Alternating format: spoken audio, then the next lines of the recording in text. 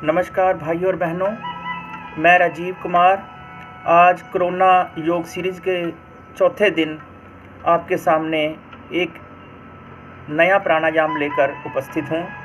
लेकिन इससे पहले दूसरे और तीसरे दिन हमने क्या किया था यह याद कराना आवश्यक समझता हूँ। पहले दिन हमने उद्गीत का अभ्यास किया था।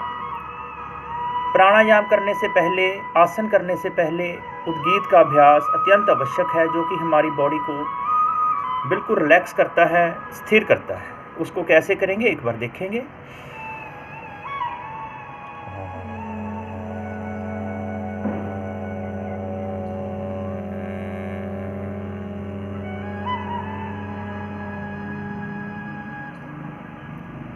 इसी तरह दूसरा प्राणायाम हमने किया था अनुलोम विलोम प्राणायाम, जिसको हम नाड़ी शोधन प्राणायाम भी कहते हैं, जो कि हार्ट के लिए अत्यंत ही लाभकारी है। ये हमारी हार्ट की ब्लॉकेज को तुरंत खोलता है और जिनको हार्ट की प्रॉब्लम है उनके लिए भी लाभदायक है, और जिनको नहीं है उनको कभी भी हृदय की कोई भी समस्या इस प्राणायाम को करने से नहीं होगी। बीपी के लिए भी ये अत्यंत ही लाभकारी है। जिनका बीपी हाई या लो रहता है, बीपी को ये बिल्कुल नॉर्मल करता है।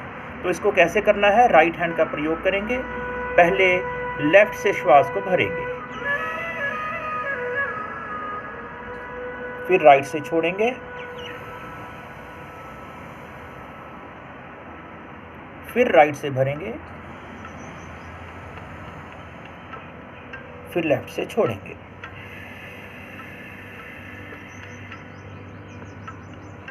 तो ये इसका एक राउंड हमने पूर्ण किया है। तो जैसा कि मैंने आपको बताया था कि इसके हम कम से कम 10 से 15 और 20 राउंड तक भी अपने समय और स्वास्थ्य की, अपने स्टैमिना की उपलब्धता के अनुसार कर सकते हैं। तीसरा प्राणायाम जो हमने कल सीखा था वो था भस्त्रिका प्राणायाम, जो कि हमारी इम्यूनिटी को बढ़ाने के लिए अत्यंत ही लाभकारी है, और कोल्ड, कफ, कंजेशन, चेस्ट कंजेशन, और जिन लोगों को वेदर चेंज से एलर्जी रहती है उनके लिए भी अत्यंत लाभकारी है। तो इसको हमने कैसे करना है, जिनका हाई बीपी रहता है वो इसको धीरे धीरे करेंगे, जिनको हर्निया है, हाई बीपी है, बैक पेन है, वो धीरे धीरे करेंगे। लेकिन जो यंग लोग हैं, नौजवान हैं, निरोग हैं, जिनको कोई बीमारी नहीं है, वो इसको तेज भी कर सकते हैं। इसमें दोनों आवाज़ें श्वास भरने की आएंगी। जिस गति से श्वास को भरना है उसी गति से श्वास को खाली करना है। एक बार देख लेंगे, मैं धीरे करके दिखाऊंगा।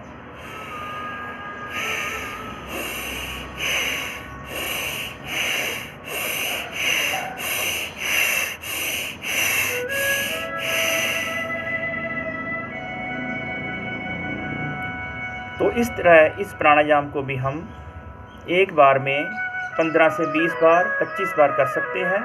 25-25 के 4 राउंड हम इस प्राणायाम के करें तो इससे हमें, हमारे शरीर को अच्छी, बहुत ही बढ़िया इम्यूनिटी हमारे शरीर के अंदर डेवलप होगी। आज हम अपना अगला चौथा प्राणायाम, जो कि बहुत ही अत्यंत ही लाभकारी प्राणायाम है, वो है कपाल भांति प्राणायाम।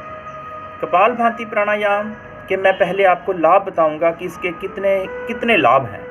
कपाल भांति प्राणायाम सबसे महत्वपूर्ण है। जैसे कि आज एक लाइफस्टाइल जो डिजीज़ है लोगों को, डायबिटीज़, शुगर, कपाल भांति प्राणायाम शुगर के लिए रामबाण का काम करता है।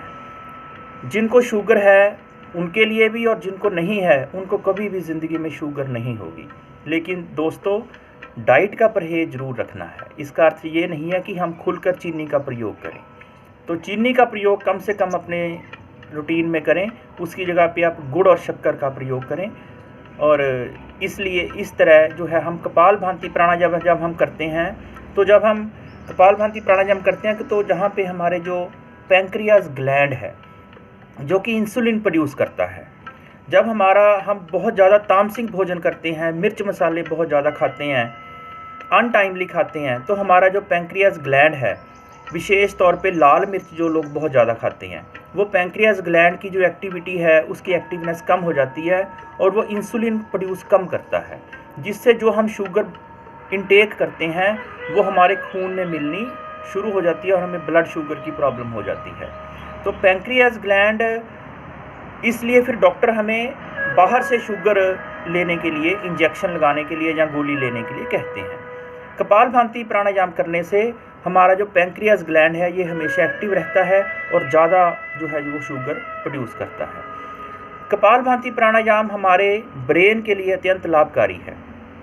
कहते हैं कि अगर ब्रेन में ट्यूमर तक भी है तो कपालभाति प्राणायाम करने से वो ठीक हो जाता है। कपालभाति प्राणायाम करने से हमारे शरीर में अगर कोई घाव है, कोई जख्म है, शरीर में किसी भी तरह की कोई बीमारी है, वो कपालभाति प्राणायाम करने से ठीक हो जाती है। उसमें हमें बहुत ज़्यादा लाभ मिलता है। इसमें भी जिन लोगों को हाई बीपी है, जिन लोगों के कमर में दर्द है और जो लोग नए हैं, इसको बिल्कुल धीरे धीरे करेंगे। एक बार देखेंगे इसको करना कैसे है। कमर को बिल्कुल सीधा रखना है ताकि ज़्यादा से ज़्यादा ऑक्सीजन हमारे बॉडी के हर अंग तक जाए, और दोनों हाथ अपने घुटनों पर। इसके लिए भी अगर पद्मासन आप लोग लगा सकते हो तो अत्यंत लाभकारी है। नहीं तो अर्ध पद्मासन कैसे लगाना है, कोई भी पैर, हमारे एक पैर में फ्लेक्सिबिलिटी ज़्यादा होती है, एक में कम होती है। जिसमें फ्लेक्सिबिलिटी ज़्यादा है वो पैर मोड़कर आप एक तरफ रख लें, यह है अर्ध पद्मासन। तो ये दोनों तरफ से हम लोग लगा सकते हैं अर्ध पद्मासन। तो धीरे धीरे हम जब अर्ध पद्मासन लगाएंगे बदल के, तो हमारा पद्मासन लगने का अभ्यास भी ठीक हो जाएगा। तो पद्मासन में अगर हम किसी भी प्राणायाम को करेंगे तो उसका लाभ अधिक मिलेगा। लेकिन जिस आसन में, जैसे हम कहते हैं स्थिरम सुखम आसनम, उस आसन में जिसमें हम ज़्यादा देर तक सुखपूर्वक बैठ सकें, स्थिरता से बैठ सकें, उस प्राणायाम को ही उसमें ही हमें प्राणायाम करना चाहिए। बार बार आसन को बदलना नहीं चाहिए। तो कपालभाति प्राणायाम करते हुए अपने मन को अभ्यास की तरफ लगा के रखेंगे। इसमें केवल श्वास छोड़ने की आवाज़ आएगी। अनुलोम विलोम में कोई आवाज़ नहीं थी, भस्त्रिका में दोनों आवाज़ें आई, कपालभाति में केवल एक आवाज़ आएगी। कौन सी आवाज़? श्वास को छोड़ने की। श्वास भरना सहज रूप से कैसे, एक बार देख लेंगे। इसमें पेट अंदर की ओर जाएगा जब हम श्वास को छोड़ेंगे।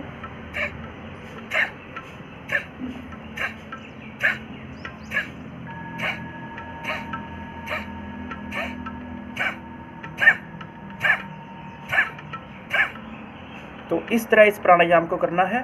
जब हम श्वास छोड़ते हैं तो झटके के साथ श्वास हमारे ब्रेन में से होके हमारे दोनों जो नेज़ल्स हैं उनमें से बाहर निकलता है। इससे हमारे शरीर में जितनी भी बीमारियां, रोग, दोष, दुर्गुण, विकार, समस्याएं हैं वो धीरे धीरे बाहर निकलनी शुरू हो जाती है। हमारे शरीर के अंदर एक ऐसी आंधी चलती है जो कि सारी बीमारियों को बाहर फेंक देती है। जैसे कि सड़क पे आंधी चलने से सड़क पे पड़ा हुआ कूड़ा, पत्ते, कूड़ा करकट सब एक साइड पे लग जाता है, सड़क बिल्कुल साफ़ हो जाती है। तो इस अभ्यास के साथ हम इस प्राणायाम को करेंगे। तो इस प्राणायाम को करते हुए हम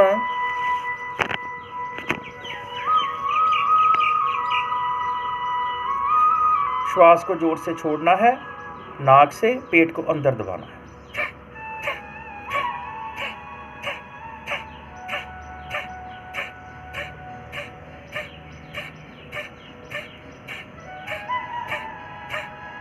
तो 1 मिनट में, नॉर्मल स्थिति में 1 मिनट में 60 बार इसको हम कर सकते हैं, 1 सेकंड में 1 बार। और इसके 60 के हम अपनी समर्थानुसार, समय की उपलब्धता के अनुसार 5 राउंड, 6 राउंड, 7 राउंड भी कर सकते हैं।